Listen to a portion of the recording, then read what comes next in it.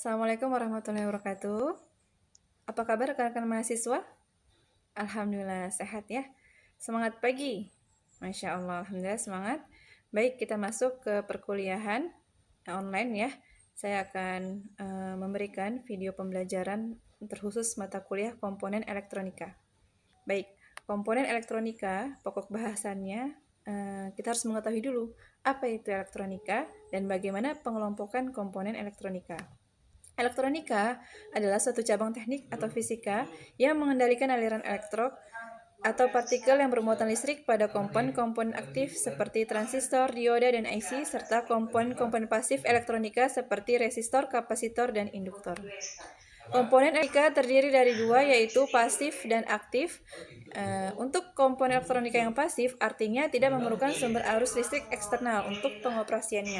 Komponen-komponen elektronika yang digolongkan sebagai komponen pasif diantaranya seperti resistor, kapasitor, dan induktor.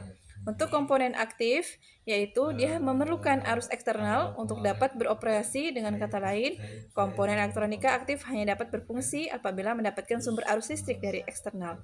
Komponen-komponen elektronika yang digolongkan sebagai komponen aktif adalah dioda, transistor, dan IC. Kemudian pertama kita bahas tentang resistor. Komponen resistor tadi komponen pasif, ya betul, komponen pasif. Komponen elektronika yang berfungsi untuk menghambat dan mengatur arus listrik dalam satu rangkaian elektronika. Satuan nilai resistor atau hambatannya adalah ohm. Nilai resistor biasanya diwakili dengan kode angka ataupun gelang warna yang terdapat di badan resistor. Hambatan resistor sering disebut juga dengan resistansi. Kemudian jenis resistor di sini sudah tergambar ya. Ada resistor tetap, variabel, LDR, dan termistor. Ini contoh-contohnya resistor tetap seperti ini yang biasa kita gunakan dalam merangkai sebuah rangkaian elektronika ya. Kemudian variabel resistor, LDR, dan termistor. Di sini kita lihat ini ada gelang warna dari resistor. Ini kita baca dari sebelah kiri yang paling rapat ya.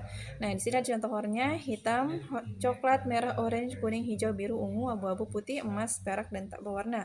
Misalnya yang pertama adalah gelang pertama adalah warna merah. Berarti di sini kita taruh 2. Kemudian gelang kedua misalnya warna biru, berarti 6. Jadi 2 6. Terus kemudian gelang ketiga misalnya warna abu-abu ya, 8. Jadi 2 6 8. Terus kemudian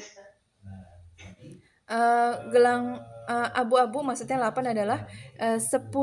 Di sini kita lihat gelang ketiganya 8-nya maksudnya adalah dikali 10 pangkat 8. Jadi tadi 26 dikali 10 pangkat 8. Seperti itu ya. Kemudian toleransinya misalnya di sini adalah perak, maka toleransinya kurang lebih 10%. Kemudian masuk ke dalam kapasitor. Kapasitor adalah komponen elektronika pasif yang dapat menyimpan muatan listrik dalam waktu sementara dengan satuan kapasitansinya adalah farad. Kemudian variabel, contoh-contoh kapasitor nilai tetap adalah keramik, polyester, kertas, mika, elektrolit, tantalum. Kemudian kapasitor variabel ada 2, Farco dan Primer. Kemudian ini cara baca nilai kapasitor. Nah, nilai kapasitor ini misalnya 224J di tulisan kapasitornya. Nah, di sini 100 volt, maksudnya 100 volt, 22 ini maksudnya nilai pertama 2, nilai kedua 2, yang keempat adalah 4 pengalinya. Jadi 22 kali 10 pangkat 4. J ini ada toleransinya ya, jadi berarti 5%. Jadi nilai toleransinya ada F, G, H, I, J, K, dan M. Kemudian masuk ke induktor. Nah, induktor termasuk juga dalam komponen elektronika pasif yang terdiri dari susunan lilitan kawat yang membentuk sebuah kumparan. Pada dasarnya, induktor dapat menimbulkan medan magnet jika dialiri oleh arus listrik. Nah, medan magnet yang ditimbulkan tersebut dapat menyimpan energi dalam waktu yang relatif singkat. Dasar dari sebuah induktor adalah berdasarkan hukum induksi Faraday. Nah, kemudian di sini jenis induktornya seperti pair. Nah, di sini ada induktor macam-macamnya, jenis-jenisnya ada inti udara, ferrit, inti besi, dan variabel. Nah, kemudian untuk gambarnya, di sini inti udara itu gambarnya seperti ini ya.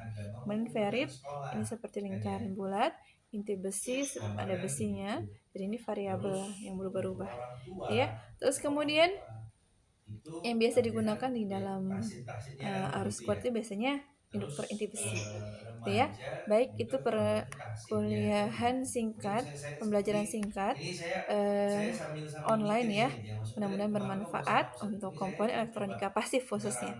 Ya, Assalamualaikum.